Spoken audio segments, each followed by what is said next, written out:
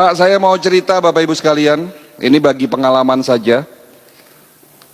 Pengalaman macam-macam aneh-aneh selama 20 tahun ini jadi dokter, apalagi 15 tahun jadi dokter spesialis naturopati. Ya. Kemarin saya didatangi oleh seorang pasien ibu-ibu sakit diabetes. Tetapi yang membuat beliau datang ke klinik saya karena sudah banyak terjadi komplikasi. Salah satu komplikasi ini namanya gangren diabetik, Pak.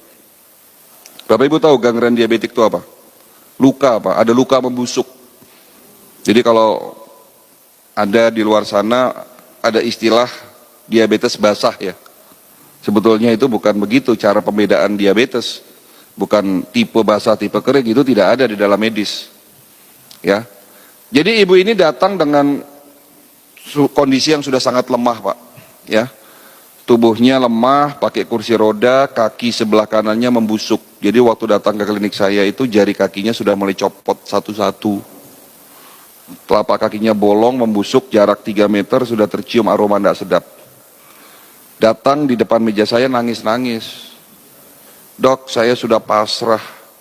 Sebentar lagi kaki saya mau diamputasi. Tapi terakhir saya minta tolong sama dokter. Apakah ada cara supaya kaki saya sembuh tanpa harus diamputasi? 8 bulan terakhir ini saya menderita, dok, tidak bisa tidur.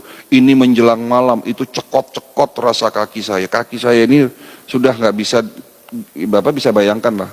Kalau kita ketusuk duri aja sakitnya kayak gimana. Nah ini lukanya menganga, Pak. Ya. Padahal sudah berobat dan sakit diabetesnya sudah 10 tahun. Dan ibu ini rutin minum obat. Saya tidak pernah minum obat selama 10 tahun, tetapi kenapa, dok? 1 tahun, 2 tahun terakhir ini tubuh saya semakin melemah, gula darah saya tidak turun-turun, padahal sudah minum obat, sudah sesuai ikuti anjuran dokter, bahkan banyak organ dalam tubuh saya ini rusak. Apa yang bisa saya lakukan dengan kondisi seperti itu, Pak? Nah inilah peran dari pengobatan holistik, kita tetap ikhtiar. Kita tetap bantu mereka yang sakit, yang sudah begitu hopeless. Ya. Sebelum saya memberikan satu resep obat, sebelum saya memberikan pengobatan, prosedur protap di klinik kami, kita harus melakukan medical check up. Tetapi berbeda dengan medical check up yang ada di rumah sakit, Bapak Ibu sekalian. Medical check up di klinik kami dengan konsep holistik. Dengan alat-alat yang ada di dalam bidang kedokteran holistik. Alat ini saya temukan waktu kami masih belajar di Beijing. Nama alatnya Human Resonance Magnetic Analyzer. Sebuah alat untuk memeriksa fungsi organ lewat gelombang energi. Alat ini saya bilang cukup canggih, Pak. Ya, hanya 10 menit dapat mendeteksi 250 parameter pemeriksaan. Itu kalau di print semua 30 lembar, Pak. Dari ujung kepala sampai ujung kaki. Dengan alat ini saya melakukan pemeriksaan kepada ibu tadi dan hasilnya jantungnya membengkak, pankreasnya rusak, fungsi ginjalnya tinggal 40%, banyak pembuluh darah yang tersumbat, radikal bebasnya sangat tinggi. Jadi salah satu kelebihan dari alat ini mampu mendeteksi adanya radikal bebas. Ya. Dan ini semua terjadi akibat apa? Akibat gaya hidup beliau yang salah. Apa itu? Ada 3 yang saya simpulkan salah. Pertama, beliau suka tidur larut malam. Mereka yang kebiasaan tidur di atas jam 11 malam, tubuhnya akan lemah. Kenapa?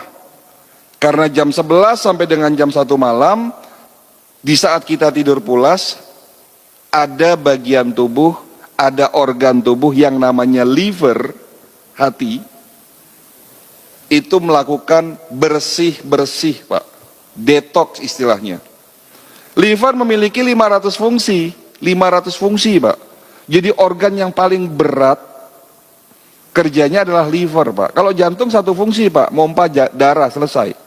Ginjal punya 2 fungsi, tetapi liver memiliki 500 fungsi. Dari salah satu fungsi itu ada yang namanya fungsi detoksifikasi. Apa itu? Membersihkan tubuh kita dari sisa-sisa metabolisme yang bisa berpotensi terjadinya oksidasi dan terbentuk radikal bebas. Kapan waktunya liver bersih-bersih? Jam 11 sampai dengan jam 1 malam di saat tidur pulas. Nah, kalau bapak ibu pada jam itu tidak tidur, apa yang terjadi? Liver tidak bisa melakukan tugasnya bersih-bersih, pada akhirnya metabolismenya terganggu. Karena apa? Karena terjadinya oksidasi yang tidak dapat dinetralisir oleh tubuhnya.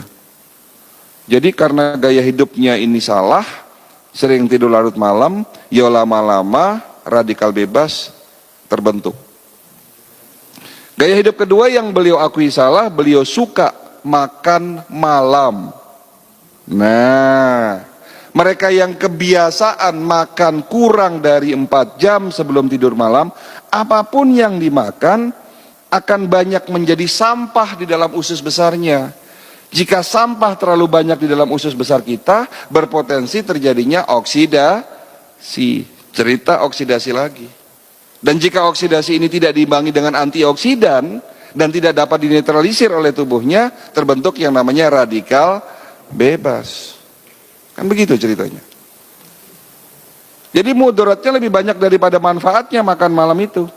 Jadi kalau ditanya, dok, kalau sekali-sekali kita hajatan boleh nggak makan malam? Ya boleh, nama juga sekali-sekali.